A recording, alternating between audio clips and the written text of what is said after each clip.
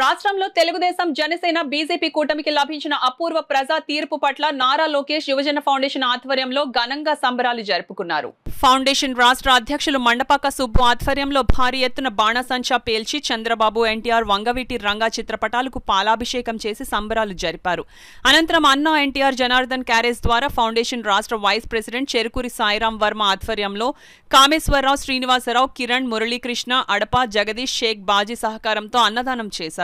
ఈ సందర్భంగా సుబ్బు మాట్లాడుతూ కూటమి విజయం ప్రజా ఆకాంక్ష మేరకు వెలువడిన తీర్పు అని అన్నారు. ఈ కార్యక్రమంలో వీర వెంకట సత్యనారాయణ, కాసిం, వీరబాబు, మండపాక నాగబాబు, మండపాక శ్రీను, మండపాక సాయిరాం, హర్షవర్ధన్, ఫౌండేషన్ సభ్యులు తదితరులు పాల్గొన్నారు. రాష్ట్ర నాయకులకు, కార్యకర్తలకు ఈరోజు మాకు ప్రియమిత్రులు అన్నగారైన వనమాడి కొండబాబు గారికి పేరు పేరున నా హృదయపూర్వక అభినందనలు తెలుపుతూ ఈరోజు రాష్ట్రంలో పేదవారికి కూడు, గూడు, గుడ్డ అందించడానికి మరి నారా చంద్రబాబు నాయుడు మన ముఖ్యమంత్రిగా ముందుకొస్తున్నారు.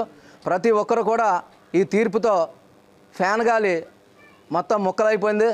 మరి ప్రతి ప్రజలు కూడా ఈ మెజార్టీని ఆనందించి పండుగ వాతావరణం చేసుకుంటున్నారు.